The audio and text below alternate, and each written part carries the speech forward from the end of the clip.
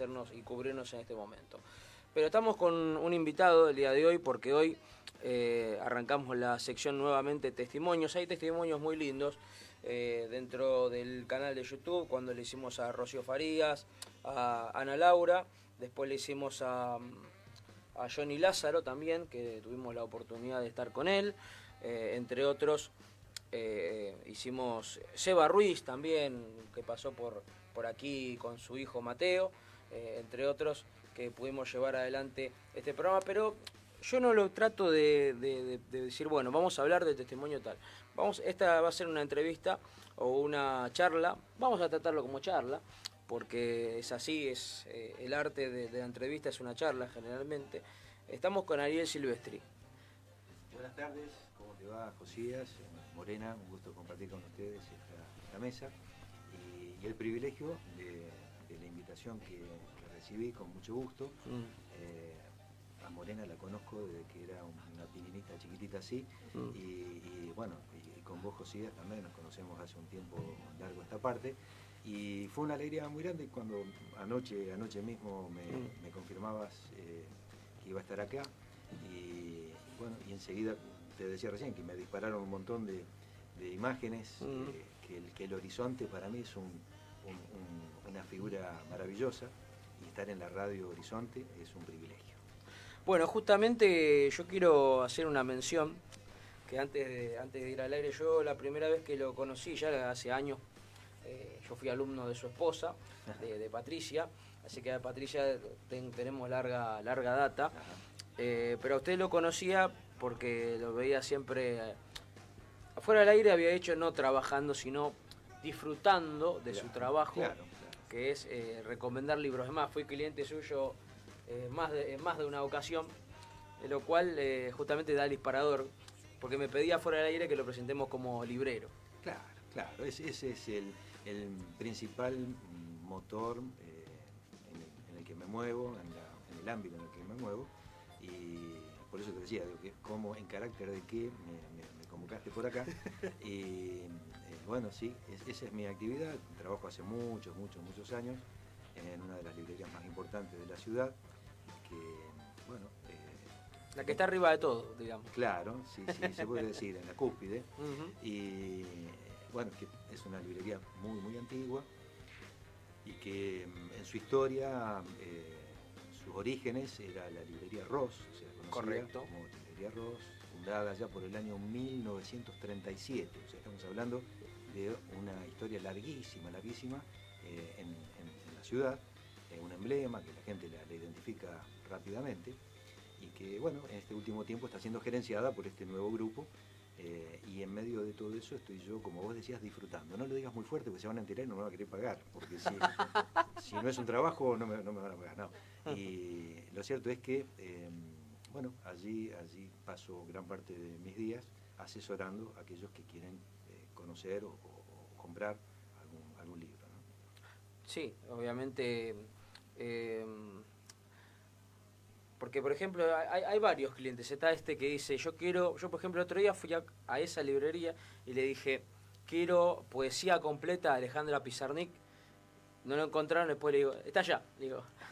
Pero están esos clientes de que, por ejemplo, dicen, quiero este libro, y después están esos que dicen, ¿se puede conseguir tal libro? Y sí tenés esos tipos de clientes. Claro, hay una gama muy amplia, muy amplia. Hoy, por ejemplo, hemos tenido un día muy ajetreado, porque el hecho de ser el Día del Padre genera una gran cantidad de gente que viene apurada a resolver el último día. Entonces no se puede charlar mucho, hay que tratar de ser lo más práctico, expeditivo posible, pero yo cuando alguien viene, y algunos ya son amigos de mucho tiempo, que los conozco, que sé cuáles son su gusto, su paladar, le digo, mira, llegó esto que a vos te va a gustar, y directamente lo llevo a aquello que les puede gustar porque ya lo conozco. O cuando vienen a buscar para un tercero, quiero un libro para una persona, me dicen de tantos años, de tal género, y que esto, que lo otro. Bueno, es difícil recomendar para un tercero, y hay muchas aristas a las cuales poder pensar. Sí. Yo lo primero que siempre le digo a la persona es que acá, si vos sabés lo que le gusta, decime qué autor le gusta y buscamos algo dentro de eso que le gusta. Si no sabés, regálale algo que te guste a vos, que en la literatura es maravilloso poder compartir lo que a vos te gustó. Entonces vos le regalas a alguien, mira, yo te regalo esto porque a mí me gustó y te lo comparto. Claro. En alguna oportunidad lo escuché a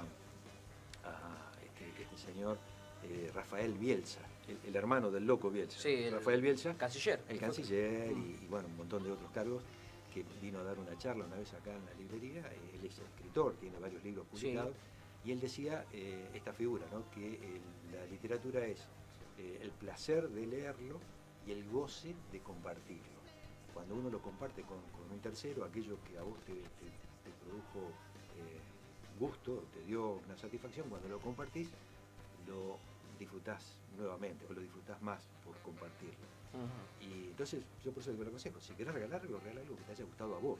Claro. No pretendas que dar justo en la tecla con lo que le gusta al otro. Pero ya te digo, hay infinidad. Y, por ejemplo, hoy me tocó atender una jovencita que venía de Victoria. Hubo mucha gente de afuera de la ciudad, muchísima gente de paseo, y bueno, y era muy jovencita y quería un libro de terror, quería algo terrible.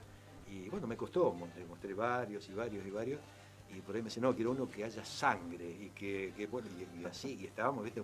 Es difícil encontrar la motivación, porque un libro, hasta que no leíste por lo menos 40 o 50 páginas, no sabés si es lo que vos esperabas de ese libro.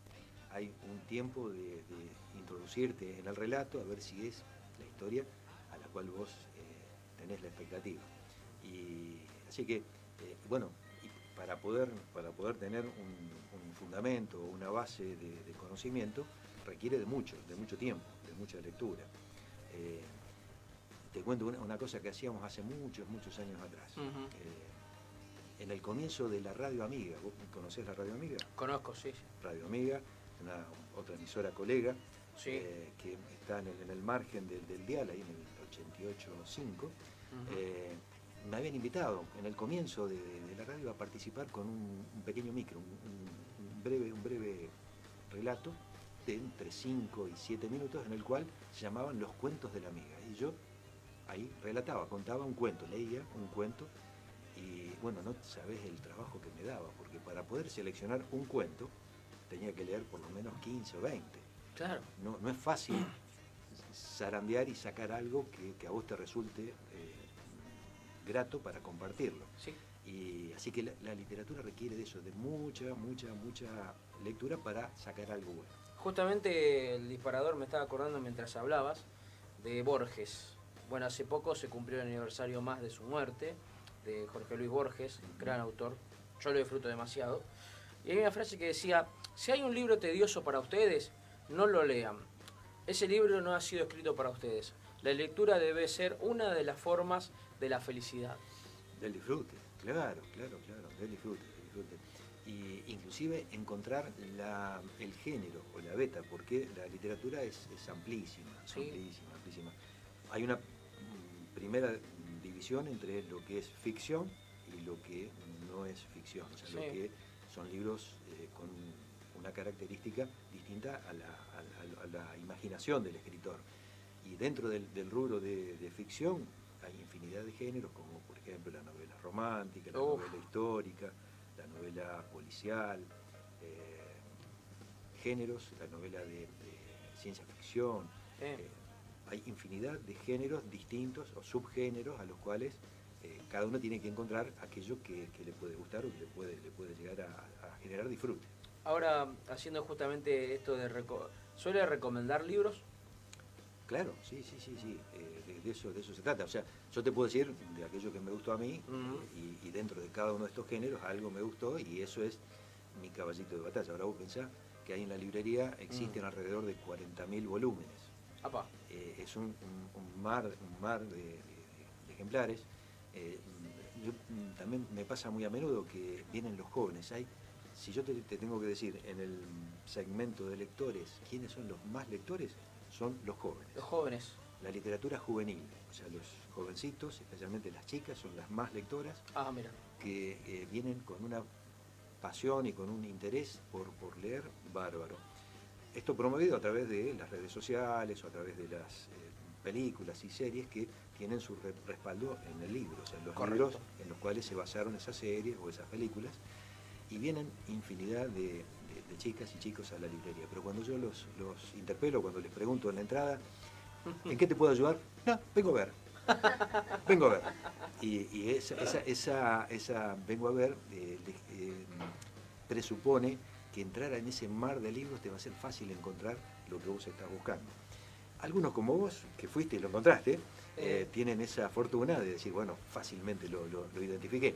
Pero es difícil porque es un mar inmenso de títulos y autores que tienen una lógica que la conocemos aquellos que estamos allí permanentemente en la organización del lugar. Bueno, aquí en Amena lo que venía diciendo, yo por ejemplo, cuando fui a la librería y le dije Alejandra Pizarnik, fue porque en las redes sociales hay gente que se toma el tedioso trabajo de compartir escritos. Por ejemplo, en mi caso, yo no quiero ser autorreferencial, lo he hecho varias veces, de reflexiones propias, pero dije, mirá qué interesante, Alejandra Claro. Pizarnik. Claro. Dije, es muy interesante su poesía. Dije, bueno, voy a comprar el libro. Sí, sí. Por ejemplo, acá tenemos vino Sofía, por ejemplo, Sofía Silvestri, aquí, y nos contó también de que existe hoy la literatura digital también. Claro. Pero es verdad eso, de que hay mucha gente que, por ejemplo, últimamente en Netflix o en películas, últimamente se vendió mucho, no sé, quizás me lo podés corroborar, este muchacho John Green, libros como Buscando Alaska, libros por ese estilo, que son todas novelas juveniles. Novela juvenil, sí, por eso digo, si tengo que hacer un ranking de qué es lo que más pide o qué es lo que más se busca, es literatura juvenil de esa característica. Y respecto a esto que vos mencionabas de conocer a un autor a través de una referencia, Sí. A mí me cuesta ver cine. Yo no soy de ver muchas películas porque primero que no tengo mucho tiempo, o no es lo que me gusta más, pero cuando veo una película que ya había leído el libro, me da pánico, porque la realidad es que la película es la mirada del cineasta o del director de cine que se hizo él, su imaginación del libro que leyó.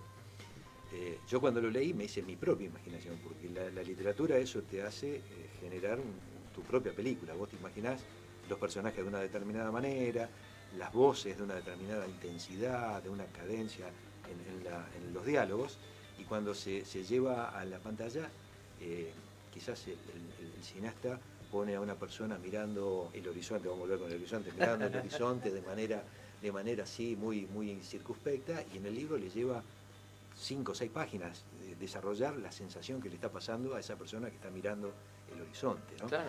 Y bueno, tiene una riqueza de figuras y de detalles que llevarlo al cine es la mirada de aquel que es el director o aquel que es el que hizo el guión.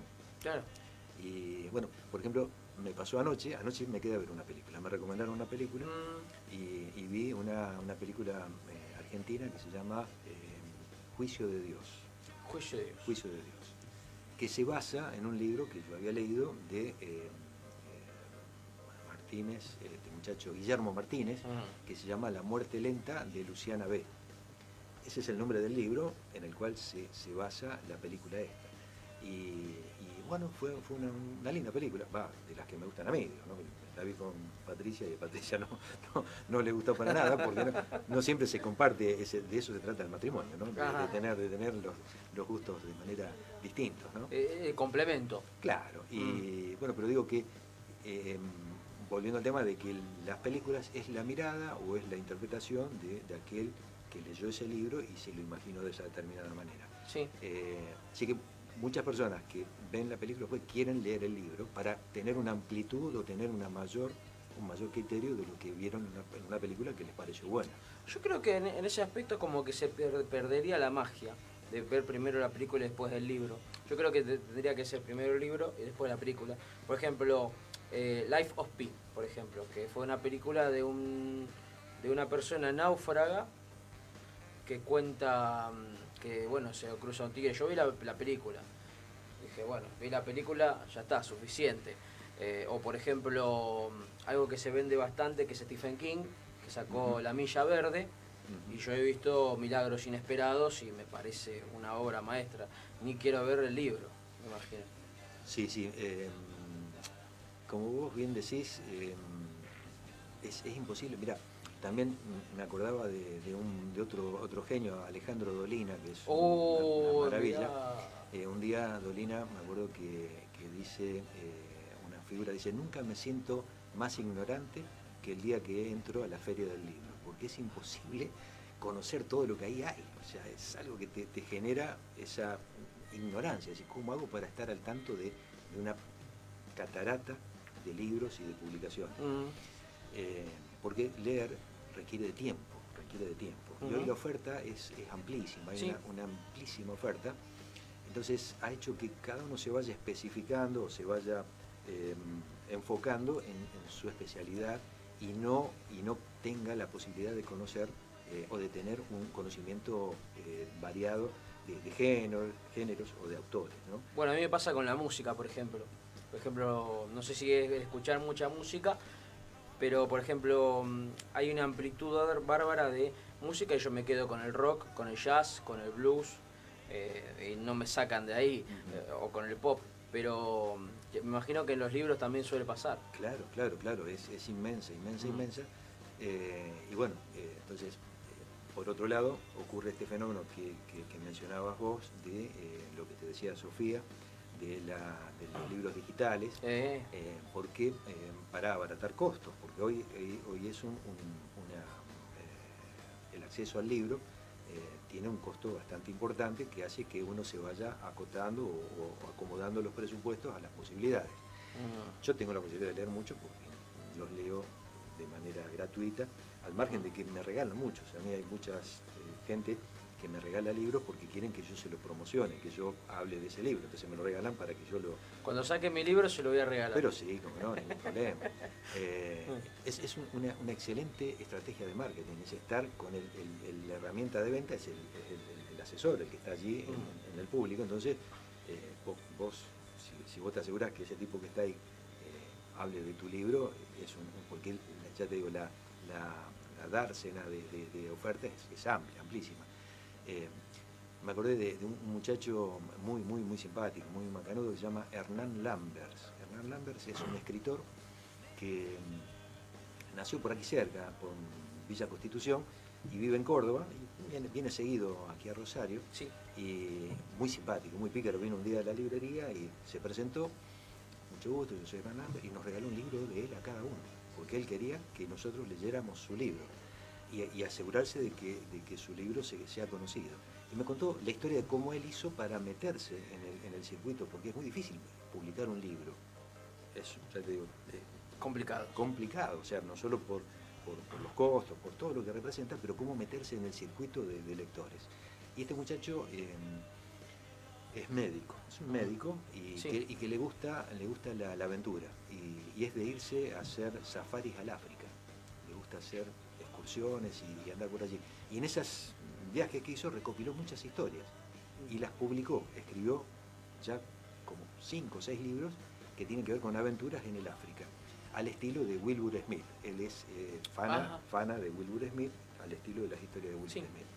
Y bueno, entonces dice que estando allá en Córdoba, se presenta ante un editor de Córdoba y le dice, mirá, yo escribí esto, me parece que va a ser muy interesante, a la gente le va a gustar, que esto y lo otro, y el muchacho, dice el editor de allá de Córdoba, dice, sí, como no, lo vamos a publicar acá y vamos a ver, dice, la posibilidad de que en Córdoba alguien lo compre, de que alguien lo compre, yo quiero que esto se conozca en todo el país. No, pero olvídate, imposible.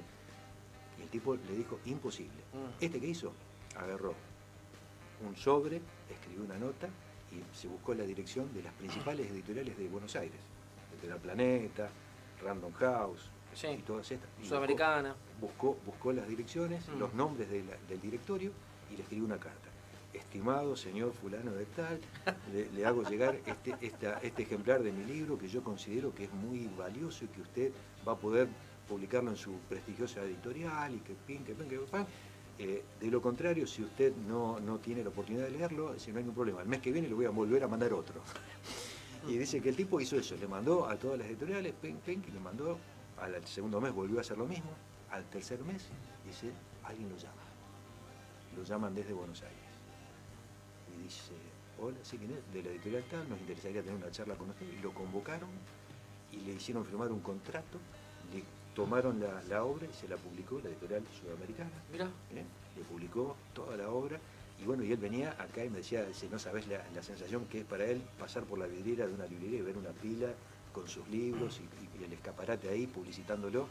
Pero un tipo de la nada, fuera del circuito de los escritores, que llegó a meterse, ¿por qué? Por una tenacidad y por una búsqueda, y aún también por una fe. O sea, el tipo tenía un horizonte. Un horizonte. Tenía un horizonte. Y su horizonte era llegar a esas editoriales importantes para que su libro llegase a todo el país.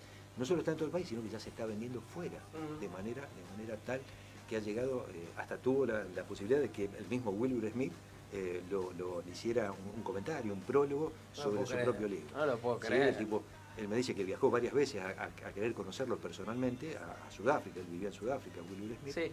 y dice, bueno, no tuve la oportunidad de charlar con él, pero estuvo allí en ese No te lo puedo creer. Sí, sí. Yo sí lo conocí a Wilbur Smith. Wilbur Smith estuvo en nuestra librería, vino en el año 2008. Uf. En el año 2008 vino a la Argentina, vino para la Feria del Libro, y un día estuvo acá con nosotros, vino a presentar su libro, falleció hace poquitos meses. Wilbur Smith, un hombre grande ya, pero impecable, con una estampa, no pude hablar ni dos palabras porque hablaba en inglés. Yo No maneja. No, You don't speak English. No hablen. No, para nada. Y apenas que sí puedo hablar en español, ¿no? Y bueno, me pasó otra cosa muy, por no saber hablar inglés. Un día también vino a la librería este muchacho Richard Bach, un escritor. Me suena. Richard Bach, la obra más conocida de él es el de la gaviota, Juan Salvador Gaviota. Sí. El tipo es un piloto de aeronáutico con una gran capacidad, o sea, el estar ahí en el aire se ve que le abrió la cabeza para escribir, y escribe cosas, poesías desde esa perspectiva, ¿no? Y un día estaba yo en la librería atendiendo allí y veo que entra una persona con charretera, cuellito de corderoide, ovejita, ¿viste? Así, barbita, candado, y yo no sé quién es. Y atrás entra uno de trajecito, ¿viste? Al estilo Jackie Chan, más o menos, ¿viste? Con un torso grandote. Dije, bueno, este es el custodio, una cosa así, por la cual debe ser alguien importante. Entonces me la arrimo, le digo, buenos días, good morning, me dice el tipo, no caso una. Y me contesta el que venía atrás de él, me dice, solamente quiere dar una vuelta para ver, fenómeno, ¿viste? Lo dejo que da toda la vuelta por la librería. Digo, ¿quién será el tipo este? Debe ser alguien importante, pero yo no lo conocía, nunca había visto su foto, no sabía quién era. Y entonces cuando estaba ya por salir, voy, lo cruzo de nuevo al secretario, al custodia que traía, y me cuenta que él es este hombre, Richard Bach. Digo, ¿y qué hace acá en Rosario? Vino a ver una charla, dice, no, le encanta la ciudad de Rosario. Así que Richard Bach le gusta la ciudad de Rosario.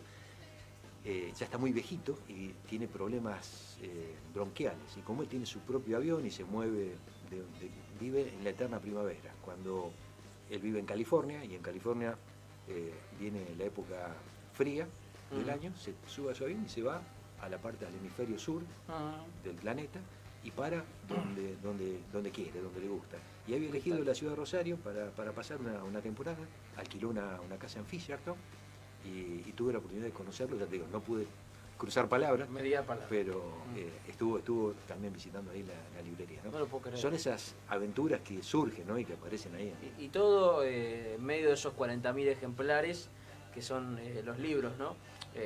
Tantas historias, porque digamos también de que el arte es una expresión del sentimiento, de lo que uno escribe, y también lo es la música. ¿Disfrutás la música al igual que los libros?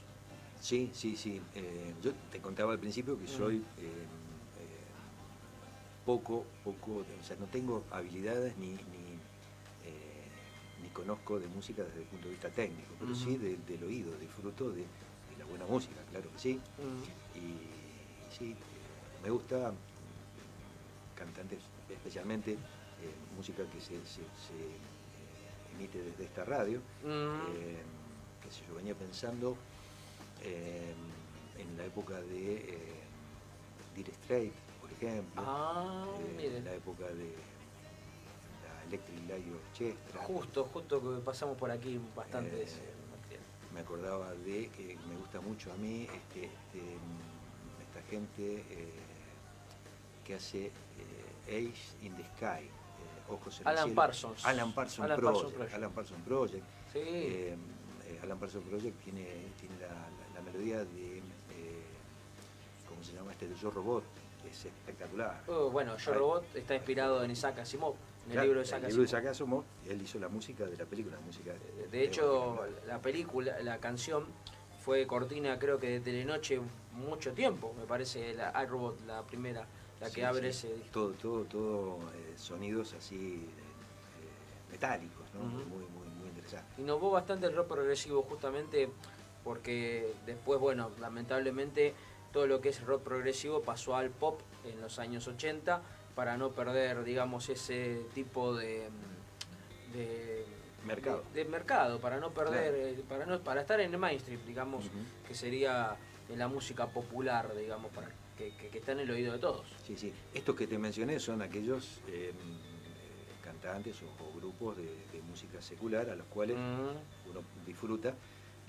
Tú también me gusta escuchar música cristiana, música del lado gospel, llamarle el título que le quieras poner. Me gusta mucho Marcos Witt, me gusta mucho Steve Green. Steve Green. Tanto a Marcos Witt como a Steve Green tuve la oportunidad de conocerlos personalmente a los dos. Marcos Witt un día vino a la librería, estuvo de visita. Sí, allá por los años 90, cuando no era muy famoso, muy conocido. Un día entra, se ve que había un recital aquí en Rosario y entró a la librería. Estaba paseando por el centro de la ciudad, conociendo la ciudad, y entra a la librería. Yo justo había leído en el diario y había visto la foto de él, si no, ni lo conocía yo tampoco, ¿no? Y cuando lo vi, dije, uy, este es Marcos Witt. Entonces me arrimé despacito y le dije, Marcos, y el tipo se dio vuelta. Y cuando se dio vuelta dije, Marcos Witt, sí, mucho gusto, y lo saludé, tuve oportunidad, como este era hispanoparlante, tuve oportunidad de hablar y compartir con él, muy piola. No en el caso de Bach No, con el otro Will Smith tampoco. Quedé colgado. Bueno, y con el otro muchacho que te dije, con Steve Green. Steve Green sí habla español, porque viste que Steve Green vivió en la Argentina muchos años, es hijo de pastores misioneros, él estuvo viviendo en Salta desde muy chiquitito, vino con sus padres a Salta y aprendió a hablar español. Sí, vino y estuvo visitándonos en la iglesia y tuve oportunidad de charlar con él y hacerle algún chiste, porque un tipo muy macanudo, ¿no? Muy macanudo. Le digo, bueno, Steve, ¿cómo te decían? Le digo, acá en la Argentina, ¿te decían Steve o te decían Esteban? No, me decían Esteban. Me decían Esteban. Digo, ¿y Esteban cuánto? ¿Esteban Verdecito? Le digo, dice, sí, me hacían esa broma. Esteban Verdecito. Y bueno, así que tipo, así, muy piola y con una voz impresionante. Un tipo que en Estados Unidos lo convocan para cantar en galas espectaculares para los presidentes y en distintos sitios con un nivel altísimo, pero con una sencillez, con una cercanía muy piola. Sí, nosotros teníamos, el otro día hacíamos una comparación por el trasfondo de la música, hablábamos justamente respecto a la música, tanto en lo secular como en lo cristiano, ¿no? Y siempre decíamos, llegamos a esta definición, que la música primero se escucha, después se siente y después se analiza. Lo mismo puede pasar con los libros también. Sí, entiendo que sí. Esto que vos decís de escuchar y luego sentir, en el libro te lleva a reflexionar. Se lee y se reflexiona. Entiendo que pasa por el lado de la reflexión.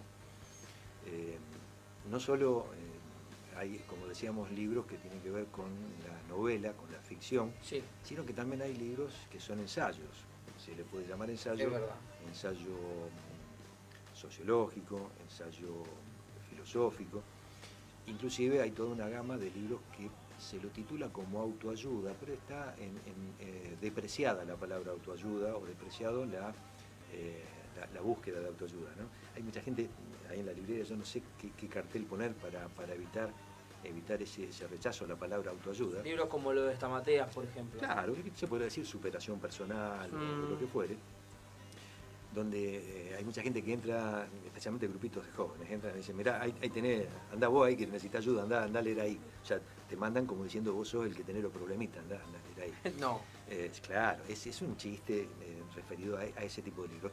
Y lo cierto es que esos libros que te llevan a reflexionar, que son, que tienen un sentido o un trasfondo o una enseñanza, los tenés que leer o podés leerlo cuando estás bien de la azotea, cuando andás en el bajón, cuando andás en el hoyo, no hay balas que te entren, no hay manera de que vos puedas reflexionar porque estás con un conflicto, estás con una situación que te anula la posibilidad de reflexionar. Entonces lees, pero te entra por acá y te sale por allá y no te genera una posibilidad de reflexionar. Lo mismo creo que pasa con la música. Yo creo que la persona que cuando está, me ha pasado en más de una situación, porque somos de carne somos, de estar mal y siempre recurrir o volver siempre a lo mismo, a lo que decís, bueno, este tema a mí me puede ayudar, porque en este caso, ¿no? Claro. Respecto a la música. O puede ser, este libro me puede ayudar. Es como eso de siempre uno vuelve al lugar donde uno fue feliz. Claro, en el disfrute, seguro que sí. En el caso de la música, vos sabés que es impresionante porque se utiliza en diversos aspectos. Sí. Mirá, a mí me tocó en alguna etapa de mi vida estar en el ejército, ser soldado. Y vos sabés que a los soldados nos hacían cantar. Es parte de la arenga. Sí. Y teníamos que cantar, íbamos marchando, estábamos destruidos, caminábamos como más que kung fu, y estábamos con la lengua afuera, y nos hacían, bueno, canten, soldados, canten, y había que cantar, y los tipos había que cantar, yo lo hice en la artillería. Sí. En la artillería son gente muy dura, gente muy así de trato fuerte, y no te iba a quejar, no te iba a decir que estabas cansado, mucho menos, al contrario, te hacían cantar porque en la canción encontraban aliento, o sea, el espíritu que te alentaba estaba implícito en esa canción, ¿no? Sí, supuestamente varias veces se dice que pasa por una situación de depresión o bajeza. Se dice que cantar fuerte ayuda a sacar lo que uno tiene adentro. Es como el que llora, digamos, como que te ayuda a desahogarte. Claro. Bueno, no sería el caso mío. Si yo me pongo a cantar fuerte, los vecinos se van a querer mudar. Sí. No, pero sí, está claro que pasa por ahí el asunto, ¿no? Que es algo que sale no solamente de la garganta, sino que sale del alma, ¿no? El sitio donde están las emociones, el sitio donde aquellos que tenemos fe entendemos que hay algo ahí que brota y que se manifiesta. ¿Dónde le tocó hacer la parte de la milicia? En la provincia de Corrientes, en Paso de los Libres. Paso de los Libres. Lejos, allá en el norte. ¿Qué número le salió al bolillero? El 383. Tierra. Claro, artillería. Artillería. Y fue un año de una promoción muy grande, había muchísimos soldados. Yo soy clase 61. 61.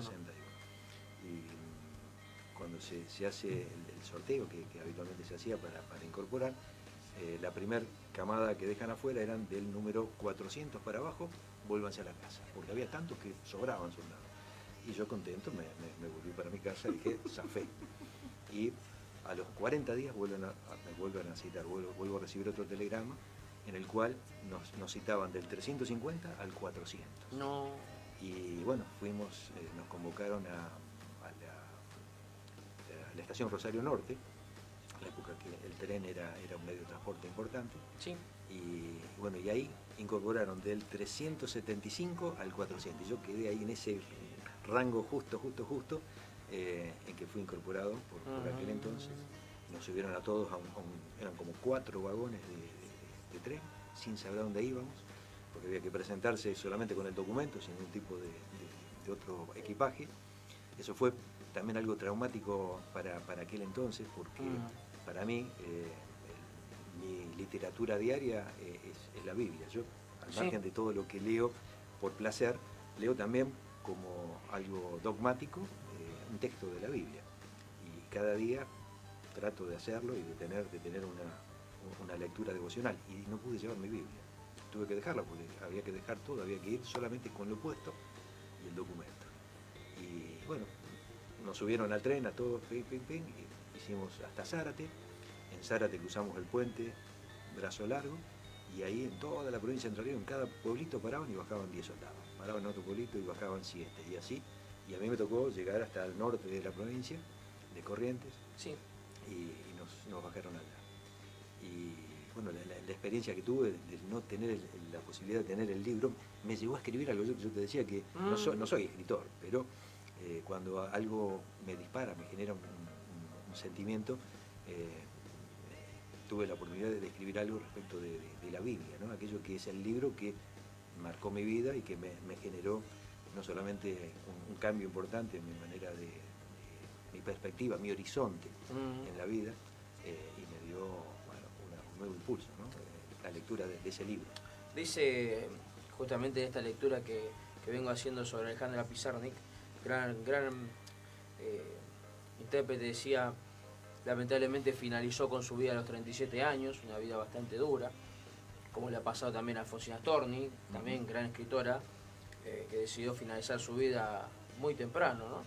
Decía Pizarnik, decía que uno escribe para que alguien en la fría noche oscura pueda sentirse identificado con lo que uno es. Eso es lo que decía Pizarnik. Claro. Yo creo que el oficio de escritor es un oficio, debería ser considerado oficio, pero ya de por sí es un hecho de arte. Y yo creo que el que escribe ya está dándose como escritor porque está haciendo arte. Claro, está trascendiendo a su propia existencia, ¿no? Está trascendiendo, ¿sí? Interesante. Así que bueno, esa experiencia que me tocó por aquel entonces, jovencito como era, debo haber estado los primeros 10 días desesperado porque no tenía la posibilidad de tener el ejemplar en mi mano, y resulta que nos mandan de guardia. Tengo que hacer guardia, estando en el ejército, te toca hacer guardia. Y no solo yo estaba en ese grupo de artillería 3, como te decía, sino que le pedían a la fuerza militar que mandasen a alguien de imaginaria, alguien de sereno, a una escuelita rural que había por esa zona, para evitar hechos vandálicos, hurtos y demás. Entonces mandaban a algún soldado a pasar la noche en esa escuela. Bueno, la primera noche que me toca ir de guardia, dicen, a ver, venga soldado, y me llaman. Usted va a ir de guardia a la escuela. Pero no, o sea, te mandaban ahí solo, sin nada. Dice, no se haga problema, se va a quedar toda la noche ahí, llévese una frazada, porque invierno, hacía frío, llévese una frazada, y deme el arma. No, el arma déjemela, no sea cosa que se la roben, ni siquiera me dejaban llevar el arma. Fui así nomás, con una frazadita, a pasar la noche ahí en esa escuelita. Y bueno, ¿qué hago acá? Solo, en el medio de la nada, por ahí ladraba un perro y nada más, no había nadie. Y bueno, yo me doy una vuelta a ver qué puedo hacer, una vueltita, y digo, debo haber acá en la cocina algún mate, me voy a hacer un mate. Y bueno, no le ofrecí, si quieres, le ofrezco. Dale, como no. Voy a la cocina, abro una alacena, buscando un poco de hierba y algo como para hacer un mate, y que encuentro ahí adentro un ejemplar del Nuevo Testamento. No lo puedo creer. Y bueno, fue para mí un regalo del cielo, porque había pasado bastante tiempo sin tener la posibilidad de llevar una lectura, y así que tuve la mejor noche de mi vida que pasé en ese año, allí tomando mates y leyendo ese Nuevo Testamento. ¿Qué es lo que recuerdan que leyó? Algo, cuando agarraste la Biblia, ¿qué es lo primero que puedes recordar? Algo? Mira, el texto que habitualmente me generó un impacto muy fuerte, que lo tenía escrito inclusive en mi habitación cuando era jovencito, Juan 16:33. Hay una expresión allí que dice, en el mundo tendréis aflicción, pero confiad, yo he vencido al mundo, ¿no? Y eso fue un impacto para mi vida, ¿no? Por aquel entonces, saber de que había un ancla, un puerto seguro, un lugar donde aferrarse, ¿no? Ahora La una, fe.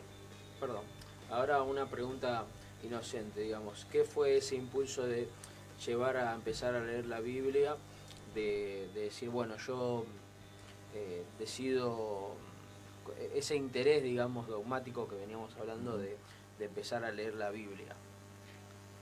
Muy rico tu mate, José. Gracias. Sí, la historia es larga y es muy, muy interesante. Vos sabés que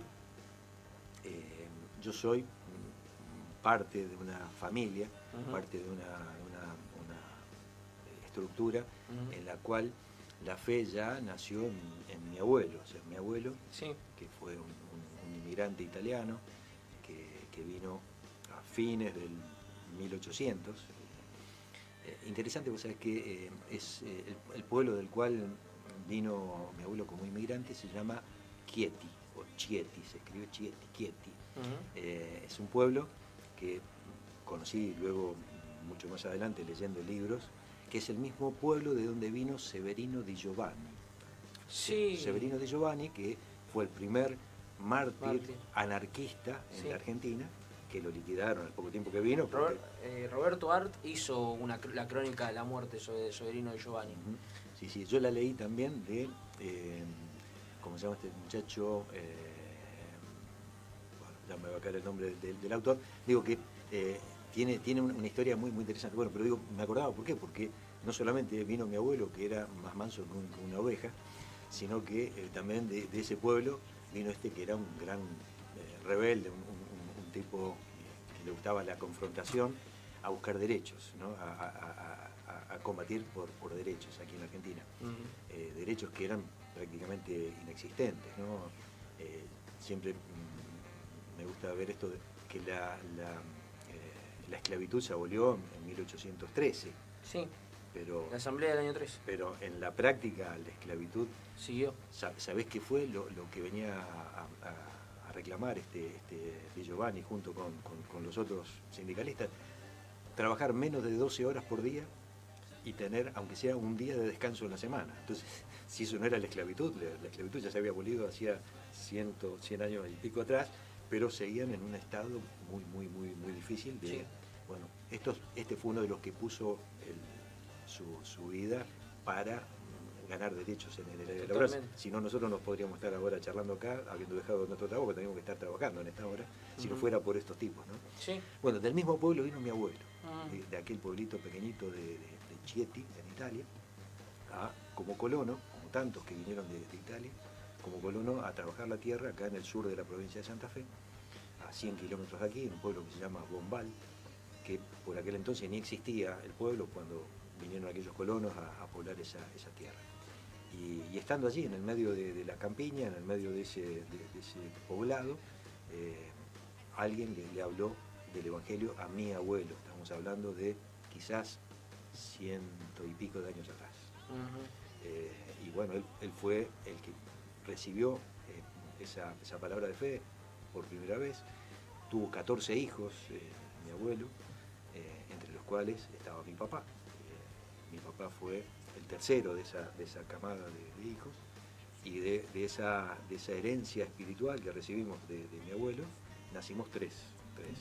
Y de estos tres que nacimos, mi hermano José María Silvestri, fallecido hace poquito, añitos, es un gran hombre de la fe, el cual no solo impactó en su propia vida, sino en toda la familia, en la cual yo desde pequeño, desde temprana edad, quizás a los 11, 12 años, tuve mi propia experiencia espiritual, ¿no? Impulsado por todo esto que te digo, vivir en una familia de fe.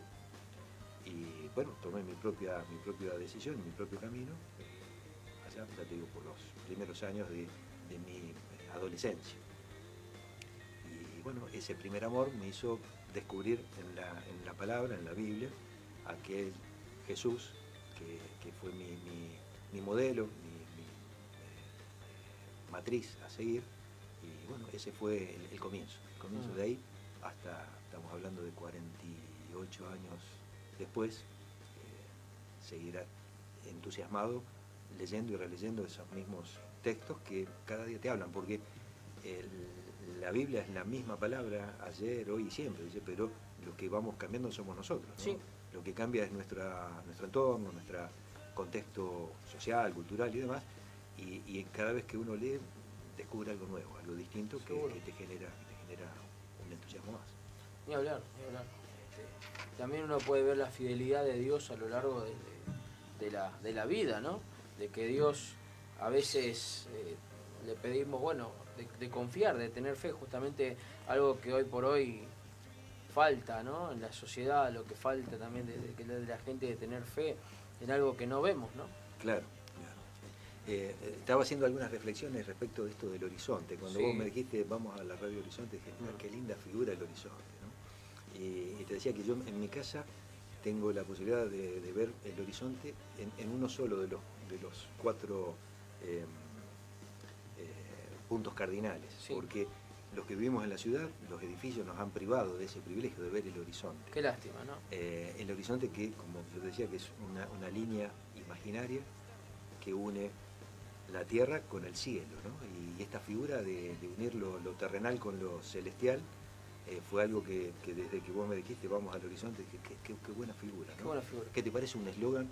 Radio Horizonte, una línea delgada entre la tierra y el cielo. ¿Qué tal? 91.7. ¿Qué te parece tener una radio que marque ese horizonte, esa línea entre lo terrenal y lo celestial? Y te decía que me gusta mirar el horizonte porque en eso veo, en la Biblia dice ahí en el libro de los Romanos, una carta que escribió el apóstol Pablo a los Romanos, que la grandeza de Dios, su eterno poder y deidad, dice, son claramente visibles a través de las cosas hechas. De modo que no tienen excusa, porque dice, aquel que no cree en Dios o aquel que no conoce a Dios, no tiene excusa, porque aún viendo un horizonte, aún viendo un atardecer, como los que veo yo te mostraba esta foto que cada tarde puedo ver en el horizonte, en el oeste de mi casa, los colores que el cielo pinta cada vez que el sol se derrama en aquel horizonte. Y bueno, yo digo, tiene que haber un artista plástico maravilloso en mi barrio, porque todos los días los pinta de colores distintos, las nubes son maravillosas. Y hay cosas que te llevan a esto, ¿no? A reflexionar de que hay alguien que está detrás de todo esto. Y si esto no te lleva a la fe, si esto no te mueve a llenar ese vacío.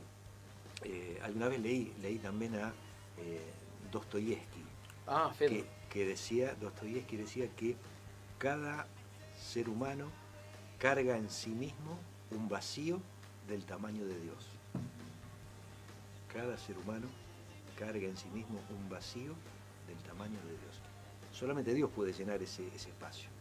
En todas las civilizaciones que puedas buscar, leer en antropología o en lo que fuere, vas a encontrar que el ser humano siempre intentó buscar a un ser supremo, porque hay una necesidad, un vacío que necesita ser lleno. Y bueno, cada uno lo busca por donde puede o como puede, pero aquellos que descubrimos la fe verdadera o que entendimos que la fe está en Dios, y bueno, eso es lo único que puede llenar ese vacío. Y también nos comentaba que escribía. Sí, ya te digo, lo mío no es por una cuestión, sino de volcar sentimientos, ¿no? en un relato.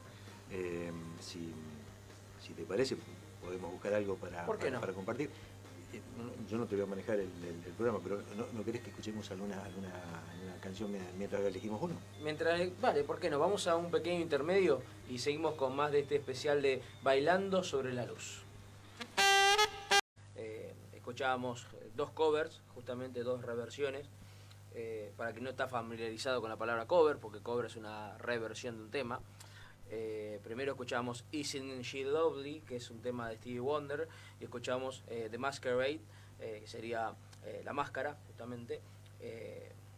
Este tema también lo ha hecho George Benson, por ejemplo, gran músico de jazz y R&B, entre otras de las cosas.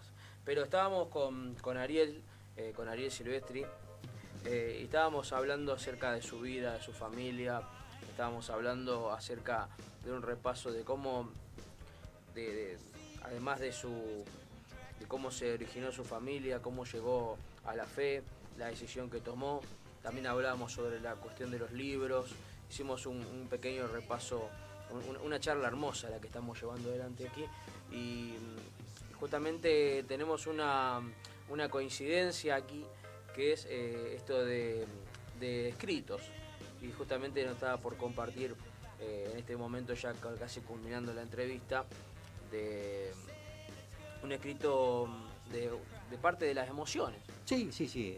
Yo te decía que no soy un escritor de escuela, sino que de poner emociones que me motivaron a llevar un escrito, ¿no? Y este que elegimos de los muchos que tuve oportunidad de escribir, tiene que ver con la experiencia. La experiencia, que es algo, Superera alguna vez nos decía que la experiencia es el peine que nos da la vida cuando ya estamos calvos, ¿no? Sí, sí. Pero digo que la experiencia es bueno transmitirla a otros, porque aquellos que todavía no la han atravesado o que no han caminado por la experiencia tienen la oportunidad de tener una referencia de alguien que ya lo atravesó y vivir esa experiencia. Este relato habla de la experiencia. Bien, te escuchamos. Les leo. Supe leer una frase de Albert Einstein que decía: el aprendizaje es la experiencia, todo lo demás es información. El aprendizaje es la experiencia, todo lo demás es información. Cuando me di cuenta que repitiendo lo que la maestra quería escuchar alcanzaba para aprobar, mi transcurso por las aulas se convirtió en una rutina muy aburrida. Y que lejos de edificar valores morales como integridad, respeto, responsabilidad, impulsaron características de mi personalidad no productivas.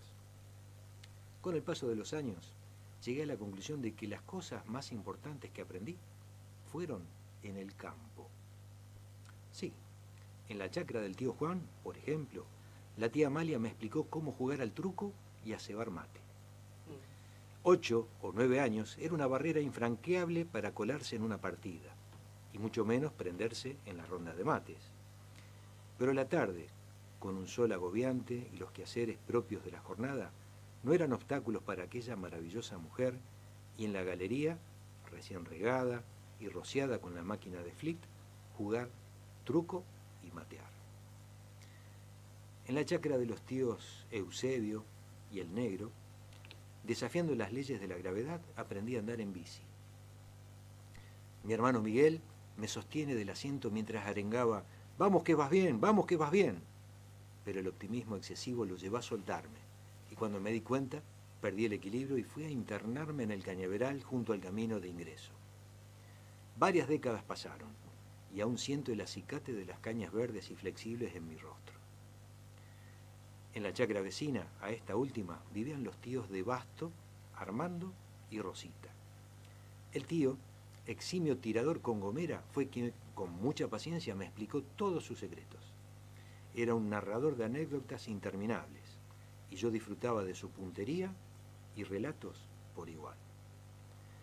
Cuando crecí, un par de años más, fue en la chacra del loco Antonio, mi primo, donde aprendí a manejar el tractor y varias tareas con máquinas agrícolas.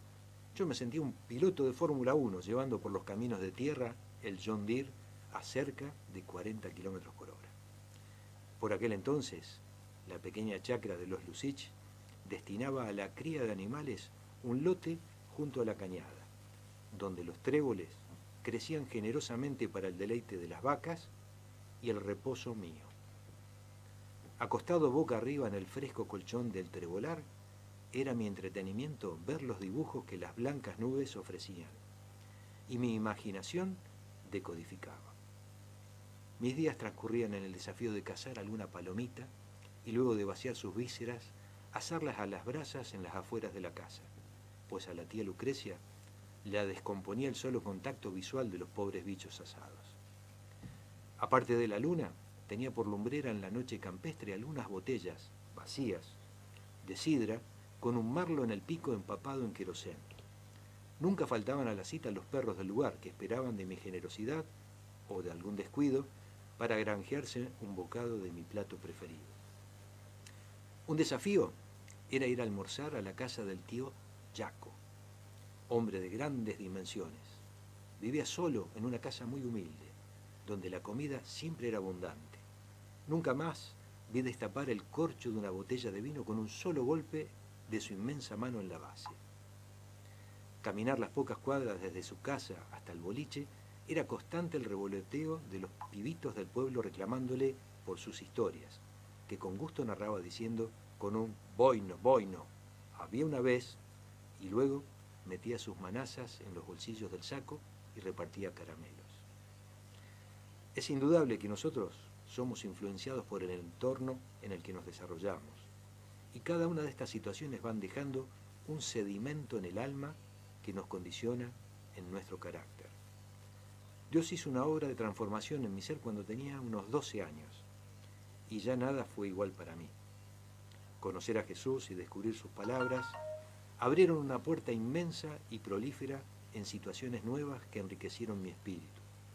Interactuar con la fe en un Dios de milagros para mi propia vida y aquellos que formaron este nuevo entorno sellaron mi personalidad. Como Jesús decía, todo escriba docto en el reino de los cielos es semejante a un padre de familia que saca de sus tesoros cosas nuevas y cosas viejas. Espectacular, espectacular. Bueno, los escritos de Ariel, muy lindo, muy lindo. También la experiencia, ¿no? Y una anécdota familiar. Personal. Bien. Y bueno, así como todas estas experiencias marcaron mi vida, digo, esta es una nueva experiencia más para mí y la incorporo a mi archivo de experiencias, compartir con ustedes este momento y espero que aquellos que han estado escuchando también lo hayan disfrutado. Tenemos que mandarle un saludo a Patricia. Por favor. La señorita Patri, que fue quien te formó a vos en algún aspecto en lo artístico, así que le mandamos un saludo a Patricia. Le mandamos un abrazo a Patricia y a todos los que nos están escuchando. Le comento que esto después va a YouTube, así que todas las charlas, todas las entrevistas, todo lo que compartimos aquí en el programa es guardado para la posteridad, o por lo menos cuánto tiempo dure YouTube, ¿no? O cuánto tiempo duramos nosotros. Así que muchas gracias, Ariel, y esperemos que no sea la última vez que nos veamos aquí, sino que podamos compartir mucho tiempo. ¿Cómo no? Muchas gracias. Gracias, Morena. Un abrazo grande. Bien. Vamos a un pequeño intermedio y ya venimos.